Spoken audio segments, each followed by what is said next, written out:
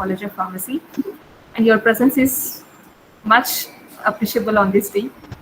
And to give an honorary introduction, I request my fellow colleague, Mrs. B. Shivagami, Madam, and Madam, over to you. Kindly do the honors.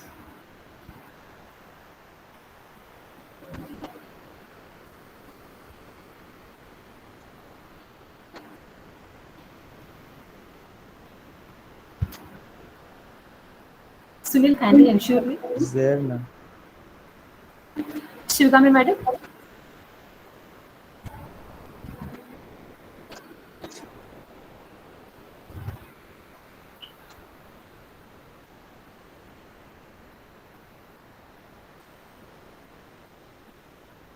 Shivagami, Madam.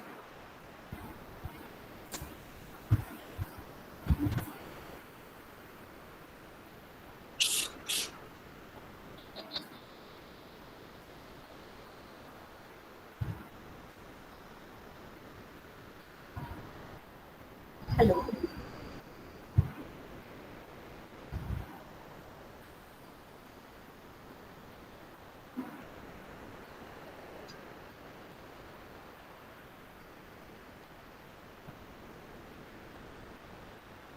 Just a second, sir. There is a small connectivity issue. Just a second.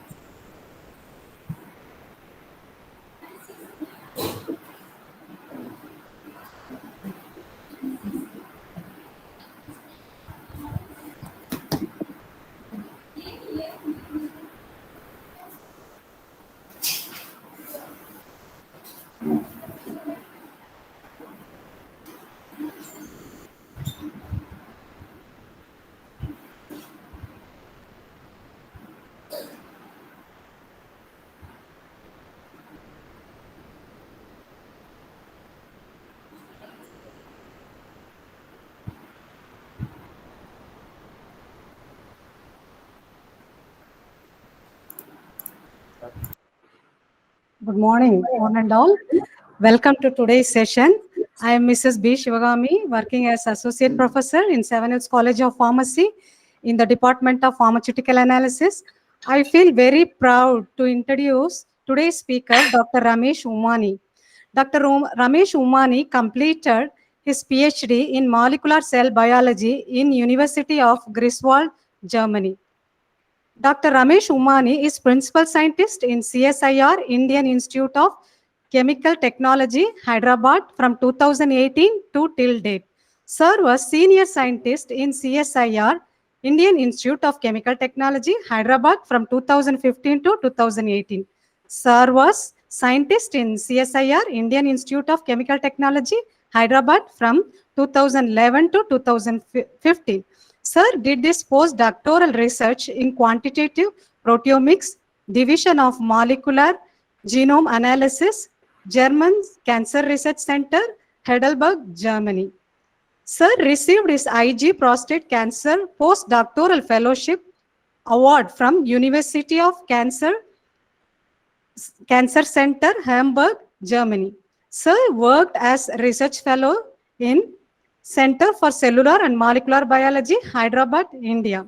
Dr. Ramesh Umani has 4 patents and working on more than 8 research grants in DST, DBT, and CSIR. Sir has more than 60 publications in high-impact international journals. Thank you, madam.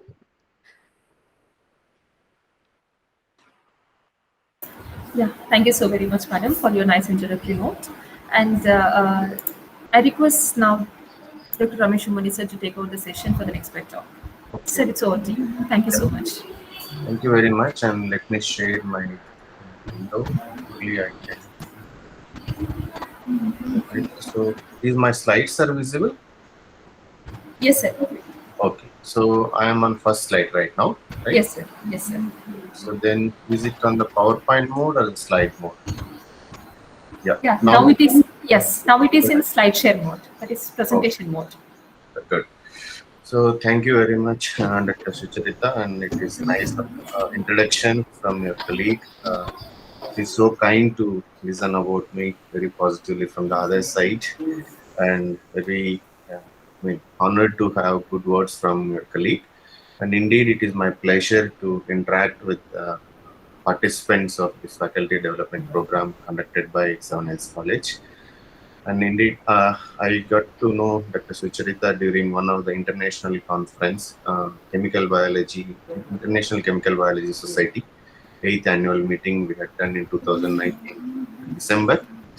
And in fact, if I remember correct, and she was one of the best poster awardee during the conference. So good. And again, I connected back to her after 2.5 years. And thank you, Sucharita, once again. Thank you so much. Now, before going to my talk, first disclaimer is that I'm not a neurobiology scientist. I work on a cancer and mostly on development of targets as well as new chemical entities. However, she asked me to deliver a lecture or give a brief note on how we work on understanding the new targets as well as developing NCEs against the identified targets and how they will be useful in the therapeutic module and the discovery pipeline to take them forward. So with that note, and I accepted the invitation, and today I will give a brief note on one of the projects we are carrying out for last 5 to 6 years towards developing a new target which can be useful for prostate cancer, and also a small molecule which is patented already in US as well as in India against GSK3 beta target, which will sensitizes the pancreatic cancer cells to chemotherapeutic approach. So, however, those who are new, maybe not aware of the institute CSIR IICT, and I am as a principal scientist at the Department of Applied Biology, and we have a lot of different departments working in the interdisciplinary approach.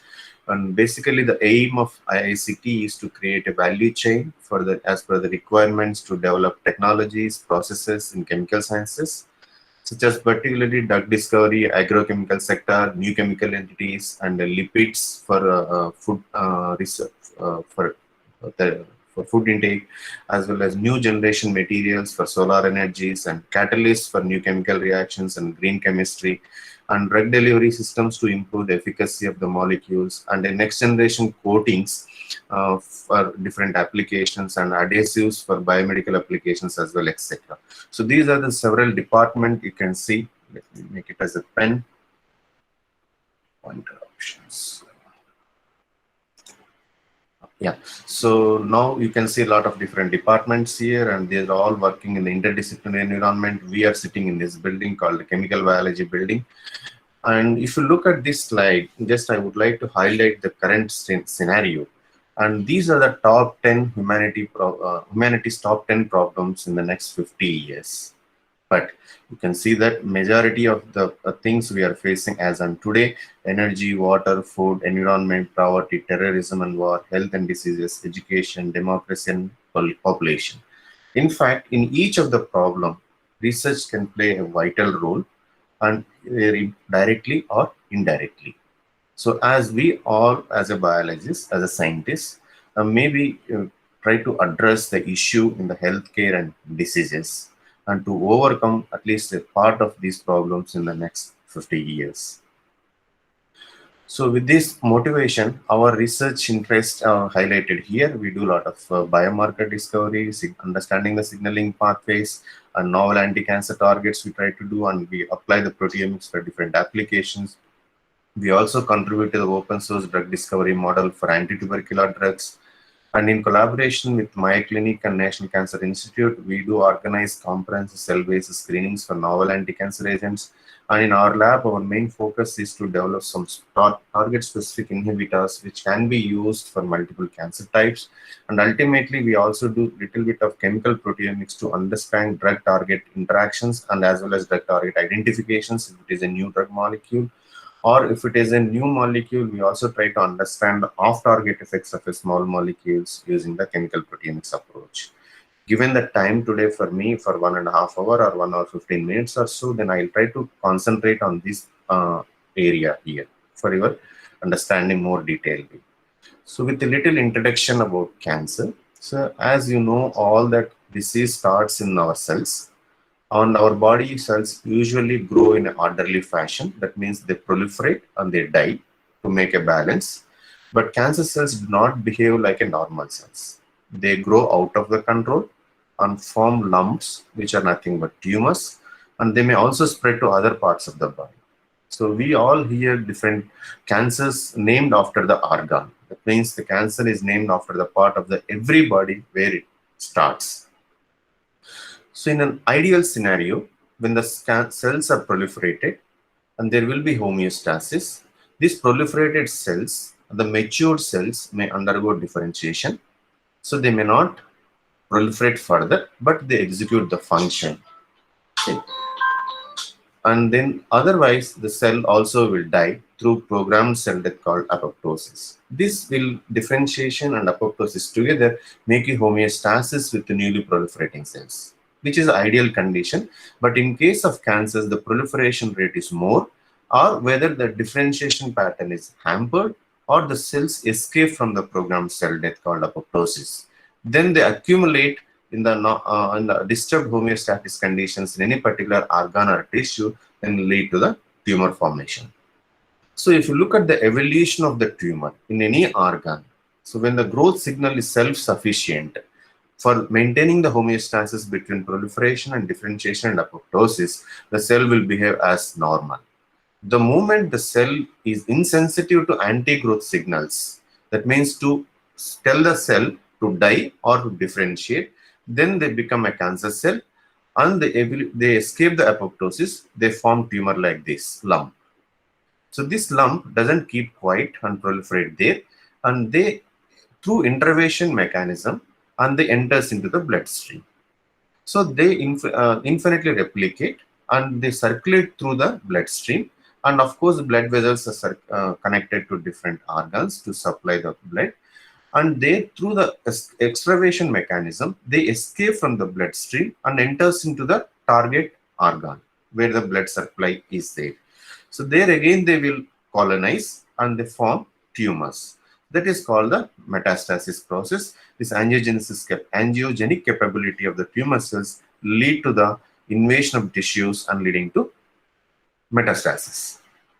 And if you look at this signaling, which is like nothing but a radio signals, radio connectivity we see in the circuits connectivity in the radios, old timers we have seen, many of the kids we played as all together with friends.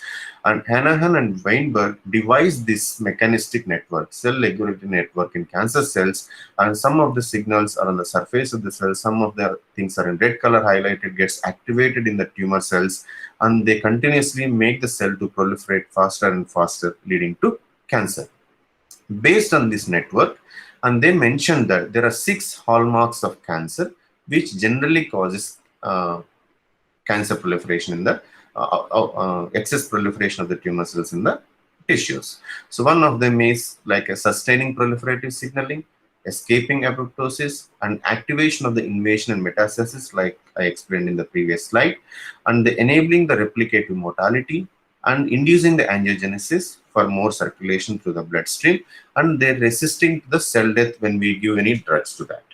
So now these are the 6 hallmarks have been thought about until 2011. And in 2011, the same couple scientists and Hanahan and Weinberg together mentioned that inflammation is the 7th hallmark of cancer. So with all these things, I just would like to reiterate the progression of pathogenesis of cancer. We all hear that either it happens through acquired mutations or inherited mutations in the tumor suppressor genes or oncogenes. Basically, the acquired mutations may be due to the chemicals, viruses, and irradiation, etc. And these acquired mutations or inherited mutations will lead to the activation of proto-oncogenes to oncogenes. These proto-oncogenes are nothing but the oncogenic proteins which are in the inactivated state. When these mutations activate them to become oncogenes, then they will trigger the cancer progression. On the other hand, these mutations may also lead to the expression of tumor suppressor genes. Downregulation of the tumor suppressor genes lead to the inability of these proteins to stop the proliferation of the cells. For example, P53 mutations or retinoblastoma proteins mutations. And either of these two lead to the uncontrolled proliferation. Oncogenes usually causes the uncontrolled cell proliferation and dedifferentiation, whereas the tumor suppressors lead to the apoptosis, alterations in the telomerases. But all these activities will be controlled under promoters, co-carcinogens, and hormones. And this lead to the development of primary tumor. You can see the very complexity, briefly explained here for your understanding. When the primary tumor is formed, which produces the metalloproteinases, which lead to the degradation of extracellular matrix, and they escape from the primary tumor, invade into the nearby tissues, and then lead to the angiogenesis, metastasis, further lead to the development of secondary tumors. This is basically the funda of cancer progression. But when you look at modalities of treatment in cancer as on today, most of the patients will be treated either surgery, radiotherapy, or chemotherapies. But 1/3 of patients can be cured effectively by using surgery and radiotherapy. Only when the tumor is not metastasized, that means there is no secondary organs got affected because of the tumor angiogenesis. In that case, if it is angiogenesis is there and the metastasis tumor is already observed, they will be treated with chemotherapy. But 50% of the patients can be treated with chemotherapy, won't contribute to the only to the cure of 15 to 20% of patients. But we all know that very large number of side effects are associated with the chemotherapeutic treatment. When we look at the patients undergoing chemotherapy, we will show a lot of pity to them. Their health will be really, really disturbed, and they lose a lot of hair and skin and a lot of edema. And all these are the side effects of the chemotherapy. However, every therapies have benefits over the side effects we have to undergo to get cured from the tumors. So if you look at here the big list of tumor tissues and mentioned here, in this kind of tumors like leukemias and Hodgkin's lymphomas, Burkitt's lymphomas, testicular cancers, and seminomas, chemotherapy is very well, it works very well, and it can be curative. But the same chemotherapy is only palliative in case of solid tumors like breast cancer, ovarian cancer, endometrial cancers, prostate cancers, and certain type of leukemias called CML and CLL, ALL also, and small cell lung cancers. But in case of other kinds of solid tumors, even chemotherapy is less effective. For example, like colorectal cancers, renal carcinoma, and hepatocellular carcinoma, and lung cancers we very often hear. So these kind of limitations as in cancer therapies today need emphasizes for the development of new targets as well as new molecules for combinatorial therapy for effective treatment of cancer patients to save their life. With this motivation, we started our work, and we are continuing this work for last 7 to 8 years in India after I returned from Germany. So some of the findings, some of the interesting results, what we have done so far will be presented to you under these 3 subheadings called biomarker or drug target identification and validation, new chemical entities with anti-cancer potential, and target-based approach for chemosensitization. First, I'll take up these 2, and then we'll go to the target-based approach for chemosensitization of cancer cells. Now, this is like a brief introduction to identify the new druggable targets using the different omics studies. If you look at this slide, there is a brief explanation about the connectivity of biological systems. Okay, so like any other disease, cancer also integrates at the gene level to reflecting at the protein functions. But if we all know the central dogma of molecular biology is gene to mRNA, gene to mRNA, mRNA to protein. And here genes will be dealt by genomics, proteins, mRNA will be dealt by transcriptomics, and protein expressions will be dealt by the proteomics approach. These are the different omics approaches. But if you look at the correlation, not all genes, not all the DNA in the form of genes will be transcribed to RNAs. Not all the RNA molecules transcribed from the gene are translated into proteins. If you look at the correlation, only the 40% of genes will be expressed as the proteins. But even not all the expressed proteins have their function. Only some of the proteins will get activated and execute their function, and some of them stay as a structural proteins or the protein of interest for the biological system. So Our area of expertise, our experimental approach mainly deals with the proteomics approach to analyze the protein expression as well as protein functions. So if you look at this nice cartoon, when the Human Genome Project has been published, so we all know that ATGC, nucleotide base, is nicely organized, and genomics will tell us the arrangement of ATGC in the form of words. But if you don't arrange these words in a nice fashion to read as a sentence, doesn't make any meaning. Same thing like a word game we play with our kids at home. We give a lot of word cards. When we tell them to arrange, they will not be able to arrange if they are not educated enough. At the same time, as a parent, we teach them to how to organize them in a nice fashion. When they read the sentence, we'll be happy to understand what is the outcome of it. The same way, proteomics provides us the definition of the genome. So this arrangement of ATGC doesn't mean anything. So how they are arranged, what kind of proteins are transcribed is very important to understand their function associated with the disease progression. So this proteomics is nothing but a systematic study of a range of proteins and their interactions in a cell. About 40 years before, biochemistry people, geneticists, scientists used to understand the gene function or a protein function one by one. But now the proteomics approach can be used to understand multiple gene products in the form of proteins in a simultaneous fashion. This is the advantage of proteomics. So proteomics can be used in multiple ways, whether you can identify drug target or biomarker. We can also use to discover the new molecules and off-target effects of the new drugs, and also to identify the right combination of drugs. Nowadays is a buzzword, the patient's selection for personalized treatment, because one drug may not work with all the patients of the same cancer type because of their genetic diversity.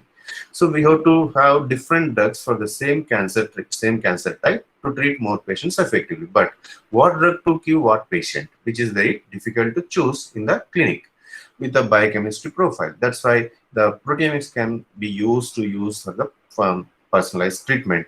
In fact, in pharmacology approach also, we can use proteomics approach to identify biologically active doses of drugs and also biologically relevant doses of drugs.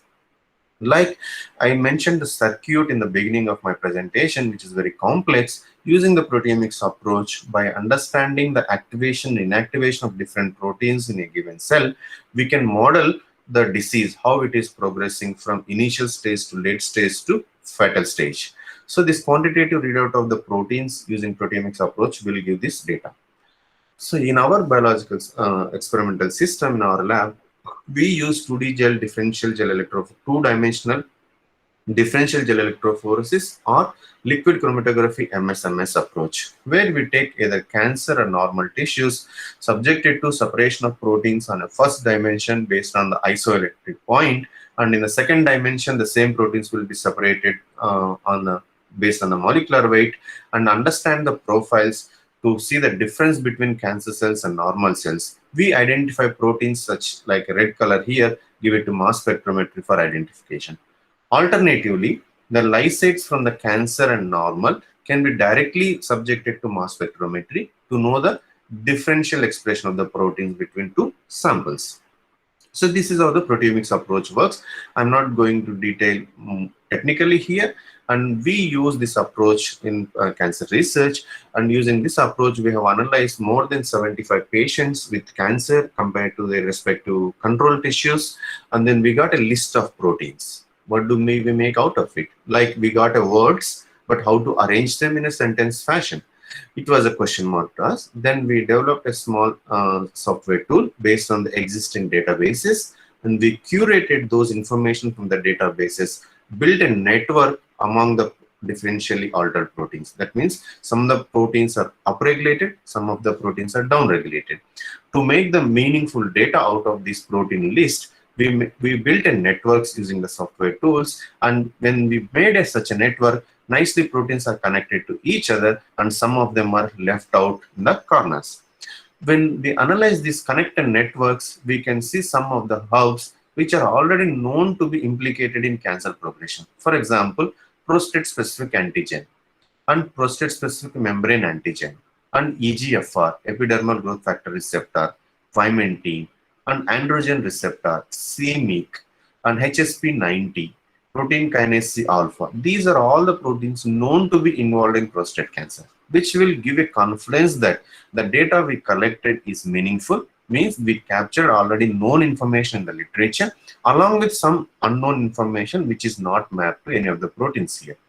Then we had a closer look at the protein list, and we could identify some of them which seems to be potential based on their role in the disease pathology of many cancers as well as non-cancers, which is called DDAH1, which is one enzyme. Like this, we mapped all of them into this, and then one of the software tool has identified our list is highlighted to prostatic neoplasm. That means we have identified the proteins which are relevant to prostatic neoplasms, and then we validated them in the Western blotting approach by taking the new tissues independently from the patients and biopsies as well. You can clearly see that the tumor sample has more amount of DDAH1 compared to normal. This is one representative sample I have seen here. Like that, we have identified many of the target. Nevertheless, it is not necessary to work on every target, and we need to go validation by one to determine its druggability in the approach, clinical approach. So we have targeted DDAH1 selected for today's presentation here, and this is nothing but an cysteine hydrolase enzyme that is expressed in all nucleated mammalian cells. This enzyme, DDAH1, dimethyl amino hydrolase enzyme, dihydroxy dimethyl amino hydrolase enzyme, catalyzes dimethyl arginines into citrulline and methylamine products. These dimethyl arginines are asymmetric dimethyl arginine, N-monomethyl amine, or the endogenous inhibitors of nitric oxide synthase enzyme. So they control basically the nitric oxide production. These will be the levels of these two metabolites is dependent on the DDAH1 enzyme in most of the cases. So when we look at the genomic sequences, this enzyme expresses in two different isoforms. Now the question is, which isoform is cancer relevant, which is not cancer relevant? When we look at the expression profiles, DDAH1 is expressed in multiple sites. 80% of the ADMA is metabolized by DDAH1, and it is neuronal co-expressed together with neuronal NOS. And DDAH2 is only expressed in vascular endothelium and smooth muscle cells, and majorly in endothelium, it metabolizes the 20 to 30% of ADMA, and it will be co-expressed with eNOS, not the neuronal NOS. This is the difference between DDAH1 and DDAH2. So to understand its role in the cancers, then we looked at the pan-cancer profile of DDAH1 using gene expression data sets available in the literature. So TCGA Atlas and genotype tissue expression projects, and we extracted the expression data from all the multiple tumors like a breast cancer, colon cancers listed here. And then when we looked into the data set, we can clearly see that prostatic adenocarcinomas, DDAH1 only overexpressed, but DDAH2 is not overexpressed in the prostate cancer patients. So this will give an idea not to work on DDAH2, and we concentrated on DDAH1G further. So we went on further experiments, and then we have performed the tissue microarrays. Here I will spend a little minute here. What are the tissue microarrays? So basically, the tissue microarrays will help to understand the expression of protein of your interest in the cancer patients, which is nothing but immunohistochemistry. You all might have performed in the masters or the PhDs.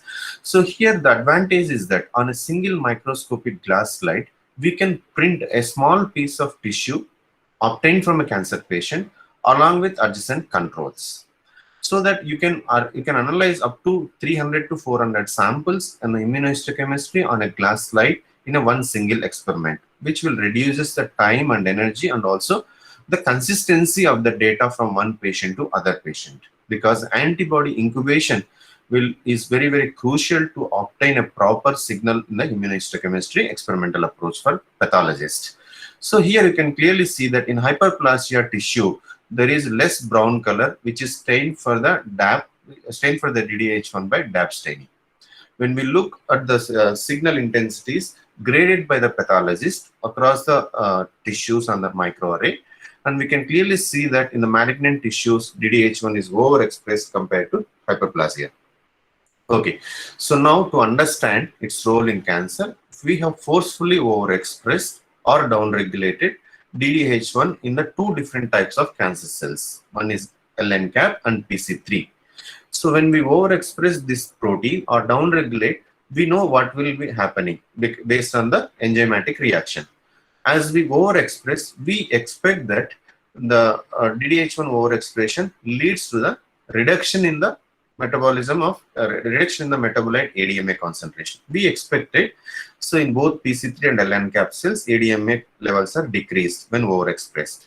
Whereas we downregulated, when we knock down DDH1, we expect ADMA to be accumulated. We also see accumulation of ADMA in both cell types. When ADMA is accumulated, we expect its product, citrulline levels, to be regulated in opposite fashion. So this data is very well correlated with the ADMA levels in the cell lines in case of both overexpression as well as the downregulation case. Of course, when we target ADMA, which is a NOS nitric oxide synthase enzyme inhibitors, then the nitric oxide levels to be modulated. So then we measure the nitric oxide levels here, and nicely that when ADMA levels are decreased, nitric oxide levels are increased. When ADMA levels are increased, nitric oxide levels are decreased. So this gives a confidence that our cell line system is functional. Then we went ahead for the functional characterization. So this is the observation here. When DDH1 is overexpressed, ADMA is down and NO is more. When DDH1 is low, ADMA levels are high, NO levels are down, which is the in vitro observation. Based on this, the functional characterization we perform, when we overexpress DDH1 either in LNCAP and PC3 cells, increases the proliferation rate of the cells compared to the mock control. So this also the quantitatively observed when we downregulate DDH1, the proliferation rate of both PC3 cells and LNCAP cells is reduced. So when we see the proliferation rate, of course, these proteins involved in cancer progression also regulates the migration of the tumor cells and invasion of the tumor cells. So we did perform migration and invasion assays. In those assays, we can clearly see that overexpression increases the migration of the cells and downregulation regresses the migration of the cells. The same is the case in case of cell invasion.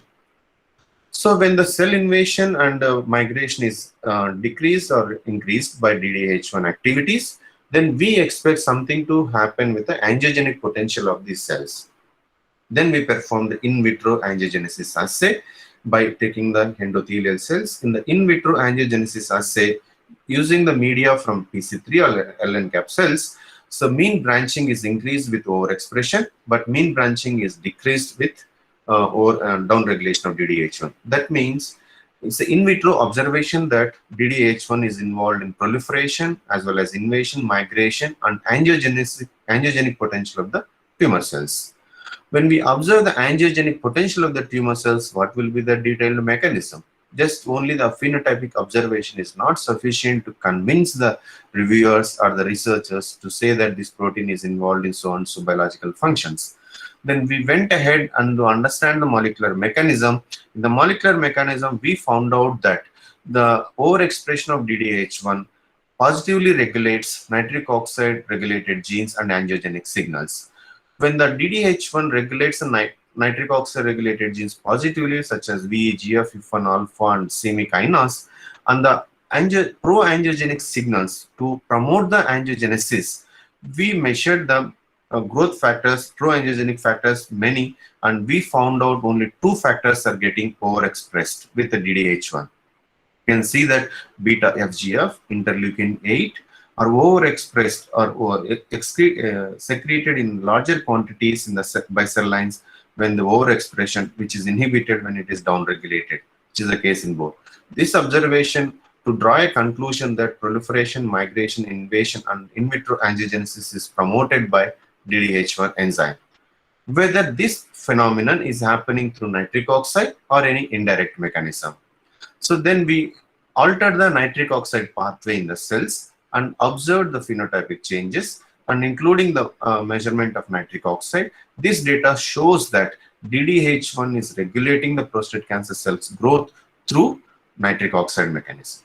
The same nitric oxide inhibitors have been used to see the proliferation potential of cells with elevated DDH1 or not. Then we could get the concordant results in agreement. This observation here, we can see that nitric oxide inhibitors reduces the proliferation of DDH1 overexpressing cells in case of LNCAP and PC3.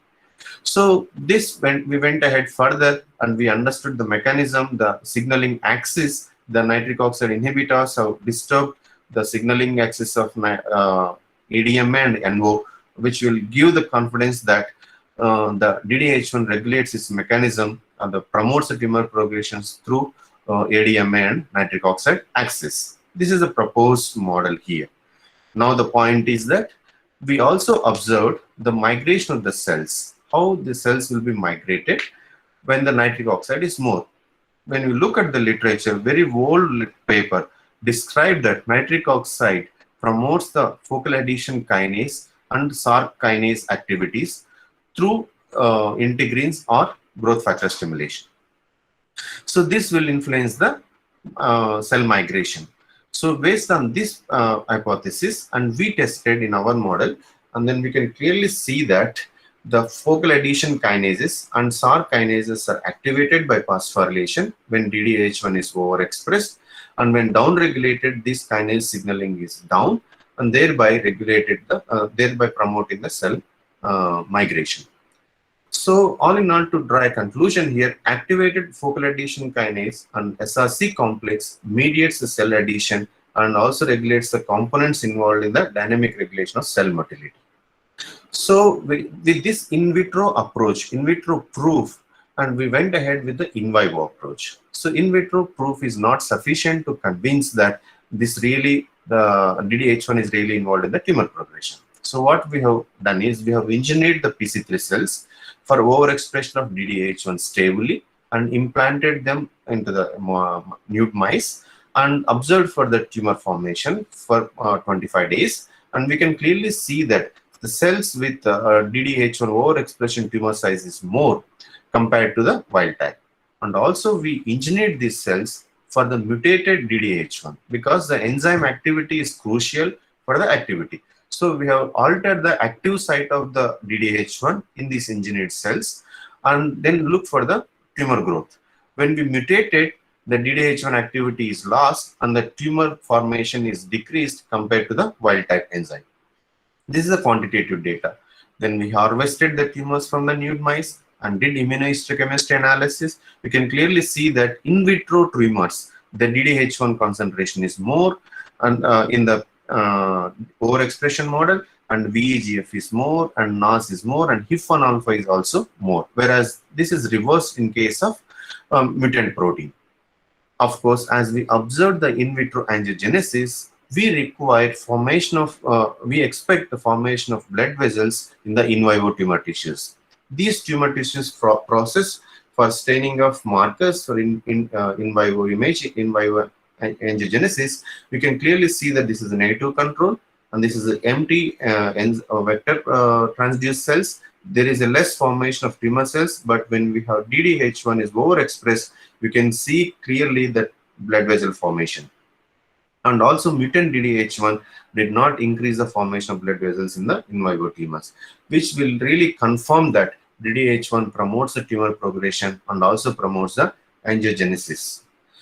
So with this, we propose a model, this prostate cancer cell. What happens when DDH1 is overexpressed, citrulline is more, ADM undergoes degradation, and it leads to the activation of INOS and produce more amount of nitric oxide.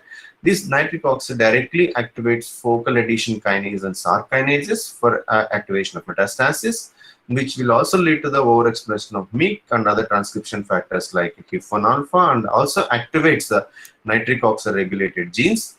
And these gene expression will be increased in the mRNA level, which will be further translated and secreted into the cytoplasm. They will be secreted by the cell, and these factors leading to the neovascularization of the tumor cells by altering the tumor microenvironment. So with this, we proved that DDH1 is involved in the tumor progression and in particular to the angiogenesis. Now the question comes, what happens if it is really possible to inhibit this DDH1 enzyme? to alter of these activities and to stop neovascularization. So here the question is disruption of angiogenesis through DDH1 in the ADMA pathway with novel molecule is an emerging area of clinical investigation in multiple cancer types and including PSA as we have shown. So hopefully this will serve as an alternative target to inhibit nitric oxide production in cancer cells selectively, but not in the endothelial cells. To date, if you look at the literature, only a small number of inhibitors are available, and only they have reported in literature, but not clinically translated. And there are two classes of DDH1 inhibitors are known so far, which are substrate similar and substrate dissimilar molecule. Substrate similar molecule means they will mimic the ADMA and NMMA, and they will go and sit in the active site of the enzyme, which will not allow that ADMA to be catabolized. But many of these inhibitors are failed, and none of these are selective inhibitors or progress further due to the many issues.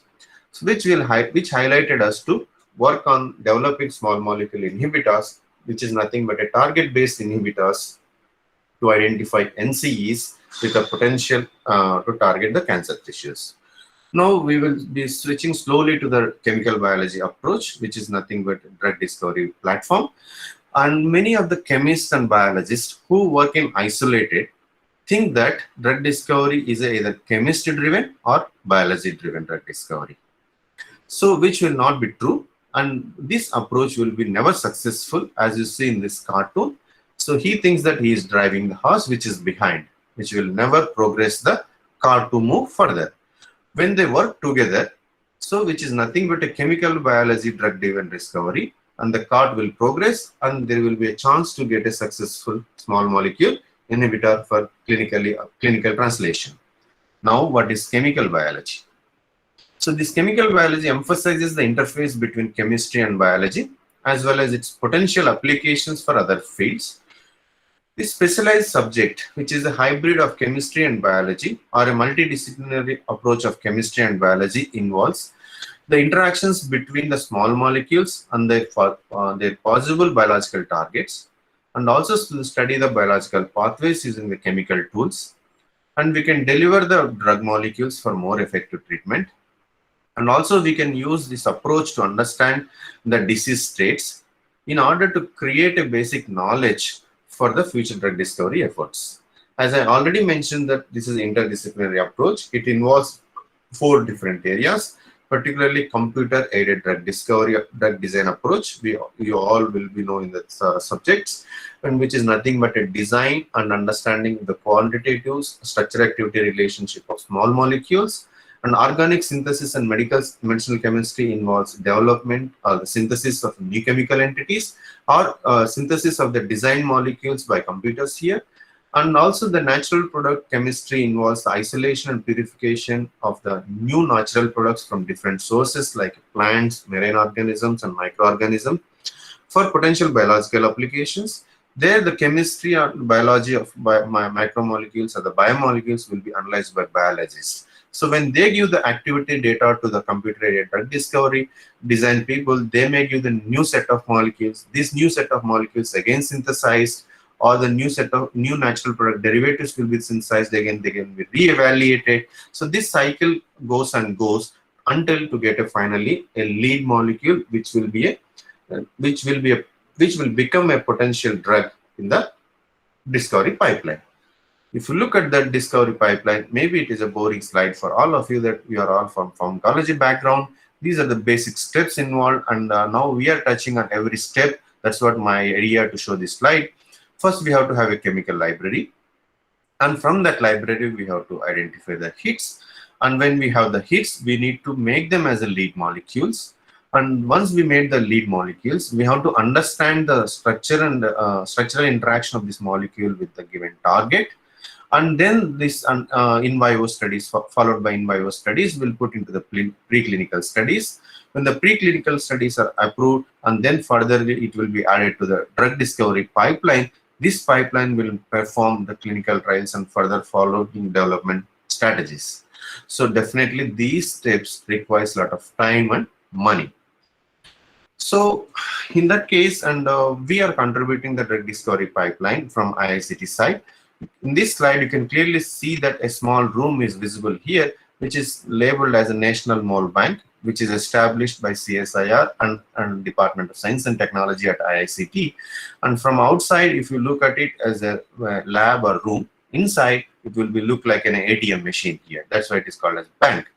So this machine behind another white room is a, and where all the small molecules will be stored in a holistic environment.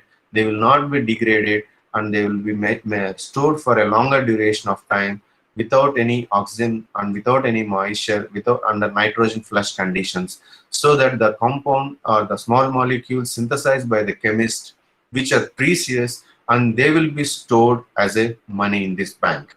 So which will be the gold mine for the future drug discovery approach. So these small molecules submitted by different chemists across the universities within India and also different CSR laboratories, and stored in the form of powders or liquids in a barcoded vials. And when you have barcoded vials, all this information will be mapped to the structures and stored in the form of a soft copy.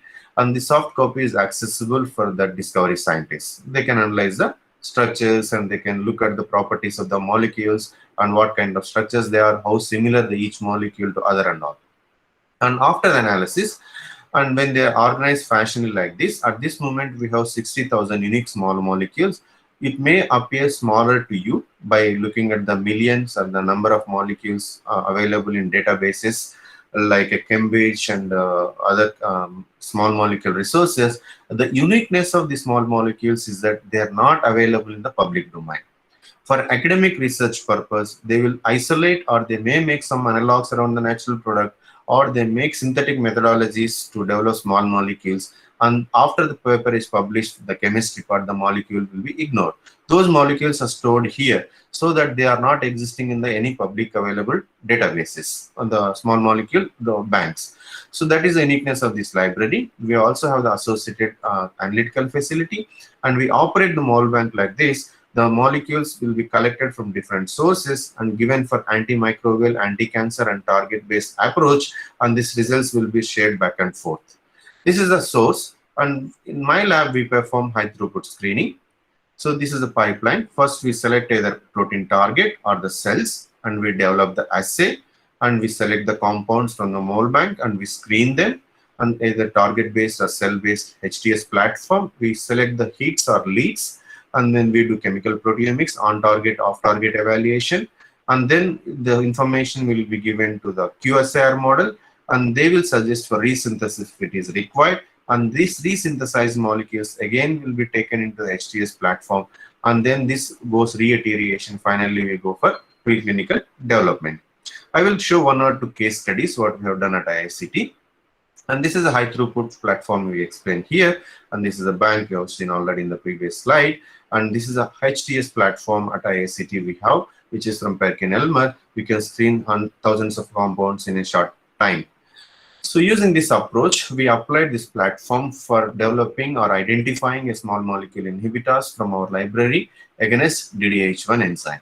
So as I mentioned that first we select a target, then we develop an assay.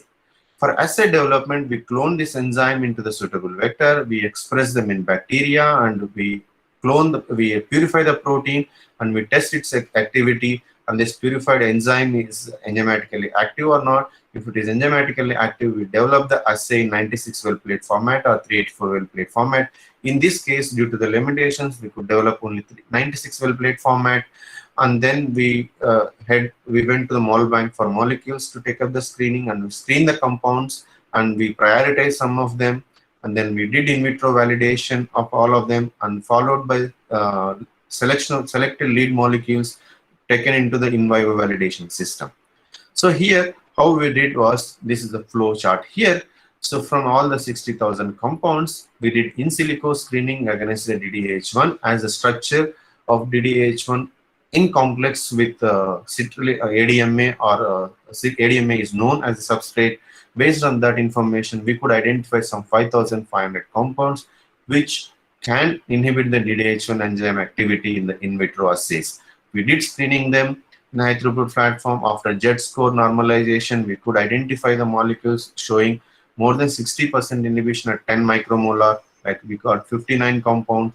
The secondary assays we have performed. Here, what is meant by primary assays and secondary assays?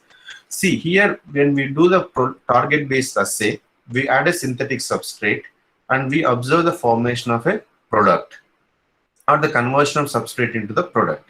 So if the small molecule is inhibiting the enzyme activity, the substrate cannot be converted into the product. So by chance, if the small molecule is interacting with the substrate directly, not to the enzyme activity, also the product substrate remains as a substrate. So conversion of the product to substrate will not be there. So that is the chance to get or to highlight them as a false positives. To avoid that, we develop orthogonal assays, and in orthogonal assays, we avoid the interaction between the substrate and the small molecule hit, and then we could identify properly the compounds are interacting with the enzyme active sites or enzyme allosteric sites.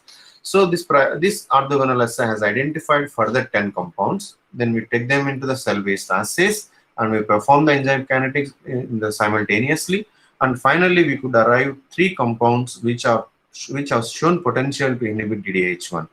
These 3 molecules were taken into the in vitro validation, and after in vitro validation, 1 molecule is turned out to be potential to go forward for in vivo studies. So, and importantly, I'm not going back to the details data like I showed in the very first part. All the properties positively regulated by active DDH1 are reversed by these 3 molecules in the in vitro studies.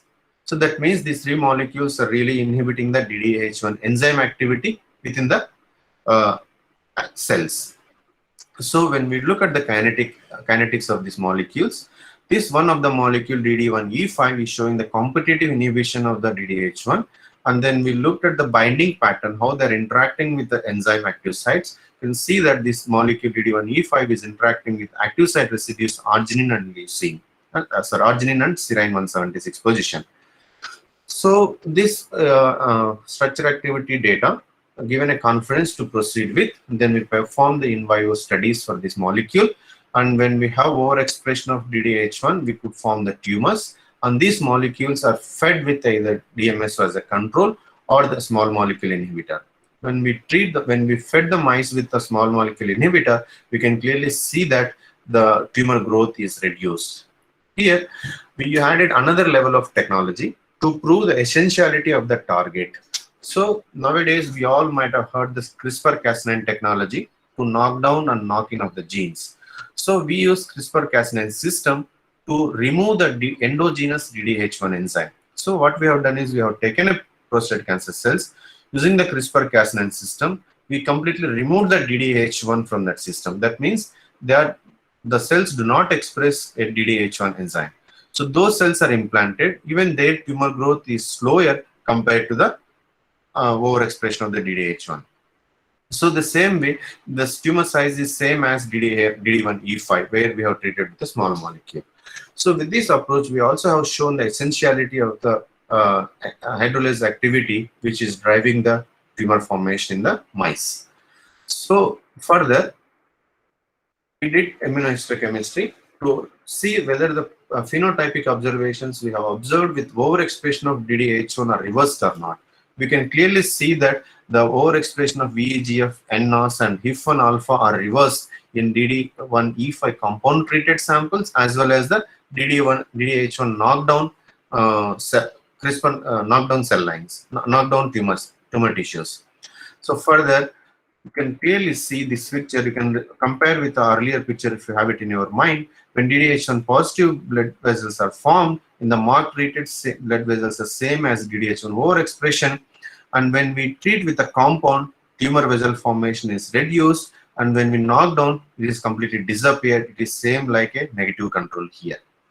So with this approach, we combine and all our findings and show that genetic or pharmacological inhibition.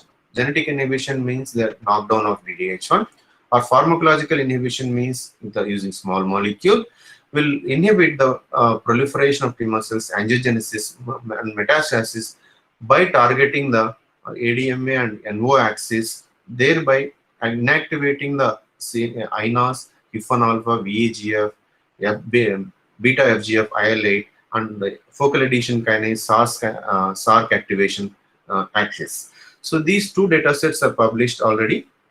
This is how we have shown one of the protein which can serve as a new druggable target in combination with existing drugs to combat or to improve the efficacy of the treatments. So which definitely leads some more translational studies to show it as a clinical applicability of this target further. Now I will move on to the last slide. In maybe 10 minutes, I will be able to finish the presentation. So here, target-based approach for chemosensitization of the cancer cells. The target-based approach, so basically in the drug discovery, you might have observed this cell-based approach, target-based approach. These are the two words we routinely or we commonly hear from the discovery paper. So cell-based approach means first the small molecules or the new chemical entities will be treated to the cells and see the phenotypic changes. And if the phenotypic changes are observed, and then the molecule will be taken further in vitro and in vivo validation. And then maybe that particular molecule target is not known at that time. So it is showing the inhibition of the cancer cell proliferation or angiogenesis or metastasis. But against which target, we don't know. So at that end, we have to deconvolute the target. Means we have to identify the target against the lead molecule. But in the target-based approach, in the beginning itself, we know the target. We screen the molecules against the target in the in vitro assay, and then we test them molecules in the cell-based approach. Here, the both techniques, both approaches have disadvantage and advantage. The cell-based approach, because if we don't know the target, the progression of the molecule will be very difficult. In the target-based approach, we may find a very potential small molecule which will inhibit the enzyme in the tube or the protein in the tube with the nanomolar concentrations, but the permeability of the molecule to enter into the cell may be a problem, so that it cannot go further. These are every technique has merit and demerits. These two approaches also have the merit and demerits. So now one of the example what we have shown is we made an attempt to develop GSK3 beta inhibitors. As again, to reiterate here, GSK3 beta is an enzyme which is involved in the progression of multiple disease types I have mentioned here. In addition to these diseases, recently GSK3 beta is also an attractive target for cancers because the anti-tumor chemotherapy with the trial requires the inhibition of GSK3 beta, and also GSK3 beta is interfere in the microtubule dynamics of the tumor cells. And basically, it is recently identified as regulator of the cancer stem cells proliferation. So now it is an attractive target. So as I mentioned earlier, we have developed the assay for the GSK3 beta kinase activity in the in vitro system, and we have screened the molecules in the National Mole Bank in the in silico approach, and then we could identify a set of compounds, and those compounds were screened against GSK3 beta enzyme in the tube. And we could arrive some of the molecules showing the inhibition of the enzyme and with IC50 values less than 10 micromolar. These are the control samples. And some of the molecules are subjected to understand the structure-based analysis to understand the interaction with the GSK3 beta active enzyme. We could identify two of the molecules are really involved in the active sitting in the active site of the GSK3 beta enzyme and inhibiting their activities. So here the GSK3 beta is a canonical participate in the canonical Wnt pathway. Because I am explaining here, based on this cartoon, we have developed an assay in the lab to evaluate the in vivo inhibition of GSK3 beta enzyme activity by the new small molecules. Here, when the ligand is activated, and which will inhibit the GSK3 beta so that it cannot bind to beta catenin. And when the DKK is activates the Wnt and which will inhibit the GSK3 beta and then cannot bind to beta catenin, it will go into the degradation. If not, GSK3 beta is inhibited, beta catenin is stabilized and translocate into the nucleus along with the TCF elements and then further involved in the regulation of the gene expression. So based on this approach, as I mentioned in the previous slide, to simplify here, when GSK3 beta is active, binds with beta catenin, drives to the proteasomal degradation. When we inhibit GSK3 beta, beta catenin translocate into the nucleus, TCF along with TCF and LEF, binds with the TA element, binds with the TA promoter elements, and trigger the gene expression. So this cassette is put in front of the luciferase enzyme, which is a marker for measurement.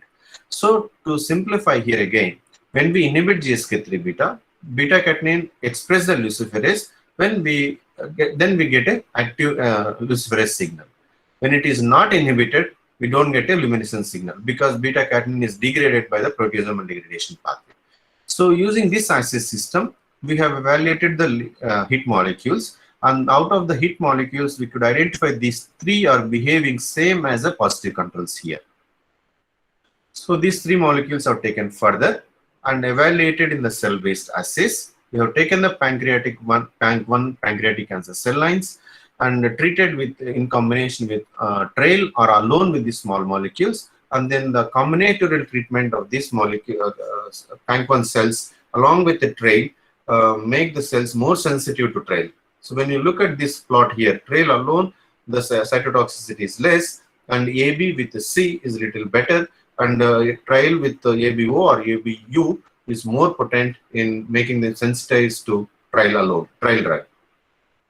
So this combination is working or not, then we did further into the ex vivo assays. Ex vivo assays will be performed outside the tumor. Then we form the soft agars, which will mimic the in vivo tumor environment. You can clearly see that either TRAIL alone or small molecule alone, still you can see some colonies formed. But when we treat them in combination, the colony size is much smaller. That means in the ex vivo also, these molecules are sensitizing the tumor cells, the PANC1 cells to TRAIL. So further to understand the mechanism, as we know in the literature, they activate the caspase 3 and caspase 9, inducing the apoptosis in the TRAIL-induced apoptosis in the cancer cells, which is in line with the observation in the ex vivo assays. Further, we understood the mechanism, whether this effect, whether GSK3 beta inhibitor sensitizes PANC1 cells through the expected mechanism or not. When you treat with compound alone, the GSK3 beta axis is only a little bit suppressed compared to the TRAIL alone or DMSO treated. When you do the combinatorial treatment, the GSK3 beta axis is completely inhibited. In both cases, you can observe here. So based on this approach, and we dig further mechanism, these inhibitors work, show anti-tumor effects through NF-kappa B pathway, and we can clearly show here that the three molecules are behaving same way as PI1KI and SB16763 molecules. These are the known inhibitors of GSK3 beta. So with this approach, and we further looked into the inhibitors, whether this combination trial is also working with the NF-kappa B or not, then they are working through the indeed they are working through the NF-kappa B targets in combination.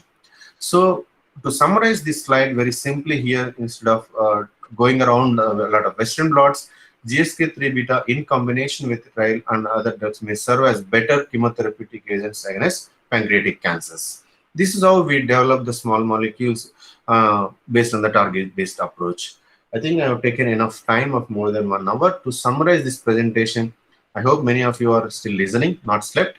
And to summarize what I have been spoken for more than an hour, and here we have demonstrated the overexpression of enzymatically active DDH1 confers PCA progression both in vitro and in vivo. Our study reiterates that DDH1 is an important regulator of PCA, prostate cancer progression, and provides a rationale to develop small molecule inhibitors against this enzyme for targeting ADMA and DDH1 pathway for improving the efficacy of the existing treatments. We identify some of the inhibitors which can be added into the pipeline, and this, of course, target-based screening approach followed by validation in the in vivo models, in vitro and in vivo models, have identified a small molecule inhibitor against the GSK3 beta, which will sensitize the drug-resistant cancer cells against the TRAIL. So with this, I will stop my presentation, and of course, this work has been done by scientists for over 5 years. And here some of the people of this figure have carried out this work and they left the lab. after completing their PhDs. The presently working team is like mentioned here. 6 students are working, and these projects received funding from CSIR, DBT, and also the Department of Science and Technology. And of course, I acknowledge all my students to contribute to the lab progress and publications as well. And finally, thank you for your attention. And I hope I am clearing what I am conveying to you all. And I convinced that this is a chemical biology approach that's to follow different steps systematically to arrive to mention one of the molecule or one of the target is useful to target cancers. And thank you for attention. I'm open to take the questions. Yes, sir. Very nice presentation, as usual. So now Good I analysis. know how to unshare it. Yes, sir. Stop presenting. Go for stop presentation. Yeah. Okay. So yeah, I stop now. Yes, sir. And requesting all the participants to post the queries in the chat box, or you can unmute yourself. You can ask directly to the expert speaker.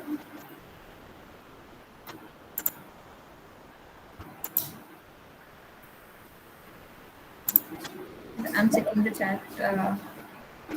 I didn't find any questions yet, sir. And Either it is not clear at all, or maybe it is too clear. I don't know. Or it may be the out of the focus of the your program. no, sir. No, sir. It's not like that. And personally, I have a small query actually, sir, because nowadays I see most of the research articles on CRISPR-Cas9 technology. What exactly it means and how can it be applicable actually? So basically, it is a gene editing tool. So when we have Cas9 enzyme and linked with the mRNA or the RNA molecule, which will go and bind to the DNA sequence and the gene target gene sequence, where this Cas9 enzyme cleaves the sequence, and there the gene expression will be stopped, so that mRNA cannot be there to further translate to the protein. So this is Cas9 system. So this Cas9 system specifically recognizes the sequence to cut. So for guiding the enzyme to cut the DNA, then we have to have the complementary sequences, which are known to be which we have to be designed by following the consensus sequences reported by the Cas9 system. Okay, so can this be used for slicing of the proteins responsible for Alzheimer's disease? No, not splicing. Basically, anything which can be. This is a kind of gene editing tool. So multiple applications can be done with the Cas9 system. Not only Cas9, Cas12 is there, and the only thing is regulatory elements from the system to system will be different based on the need of the experiment, and we can design in such a way that whether to knock down or not in the system. So it can be over-regulated or down-regulated. Down-regulated. Exactly right, sir. Yeah. Yeah. Okay. So you can see the message like Andiran sir is responding. The session is like cleared manner, and we got all the information, and many faculties are responding like, "Thank you so for your valuable information, sir." You can access the chat box too. I can access the chat box. Okay. Yeah, you can access the chat box. I can't see any questions right now here. Yes, sir. Yes, sir. There is no question of questions. Okay. So thank you once again, and I hope. Good morning, sir. Sir, there is a question from participant. Yeah, please. Sir, myself, Dr. Sheikh Abdul Rahman, sir. Please. Sir, it is a nice presentation, and hopefully it is an excellent advanced topic, sir. So actually, in our regular institutions, we don't carry out, and we don't have such type of facilities to carry out this research work, of course. So I want to ask one question, sir. Please. Sir, if we 2-3 molecules are showing so best binding affinity towards 2 or 3 molecules binding on same protein or receptor. Okay. So can we combine those 2 or 3 compounds in the formulation? Okay, but when you combine them, formulation is a different ball game again. So when you combine them, so there should not be interaction within the molecules, right? This is one point you have to keep in mind. And then how you see the delivery, and then whether these three molecules combining you see synergistic effect or the interaction among the molecules which will be worsened. First, you need to evaluate them, but combining is a in a formulation or chemically you're combining them is a again matter of concern. So sometimes one of the scientists or maybe many people will try to combine two different inhibitors through a spacer molecule, and which will be delivered to the same cell at the same time, and after going inside the molecule, the hybrid molecule will be broken into two, and then they go to the respective targets, which is again a routine procedure many of the medicinal chemistry people design. But again, this approach is to be properly evaluated and thoroughly investigated, whether this combining both molecules either in formulation or chemically combining together make a hybrid molecule for a delivery. So you have to be clear on what is the purpose you are making them in a formulation. So suppose if it is a herbal formulation, then how will be it is, sir? So herbal formulation means in each herbal, so there is a few constituents which is present.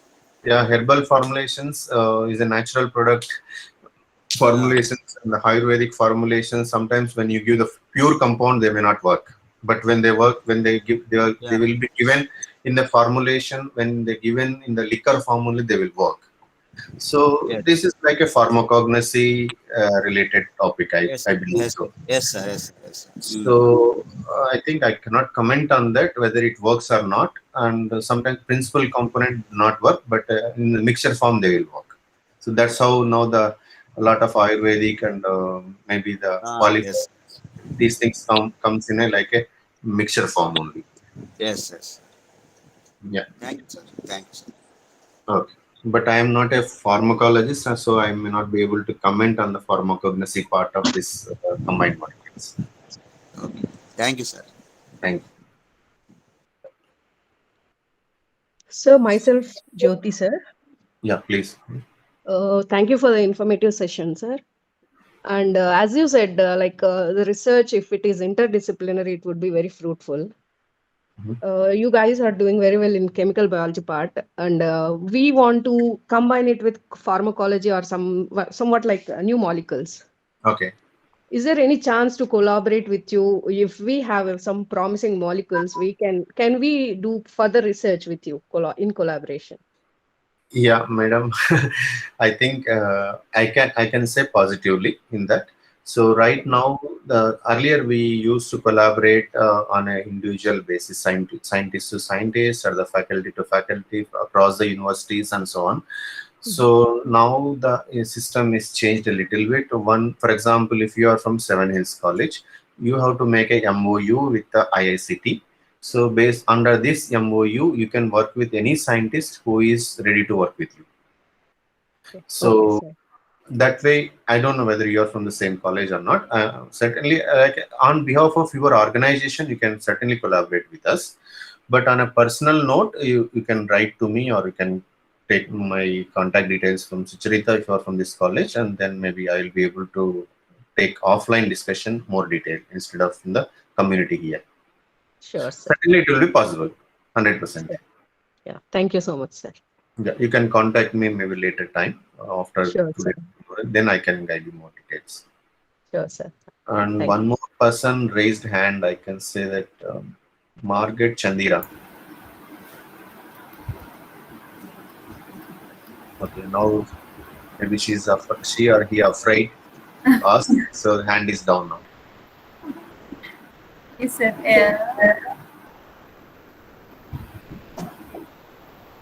I hope it was an unfortunate hand raise, sir. Okay. Then, any faculties or interested to ask any query or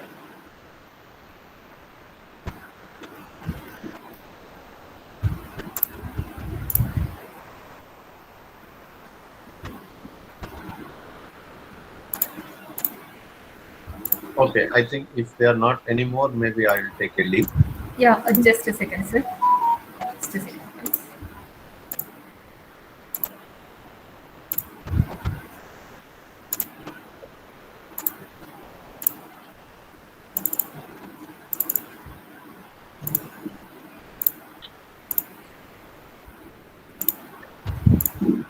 Yeah, thank you so much, actually, sir, for accepting, and you've driven us into a new field of chemical biology, actually, which most of us don't know what is a chemically activated tools or what is a chemical targets which we actually need to look into before going for starting of a research.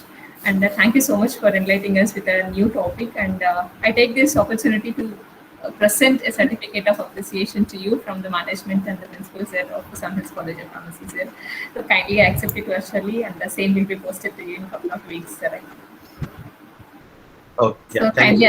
kindly accept this certificate of appreciation.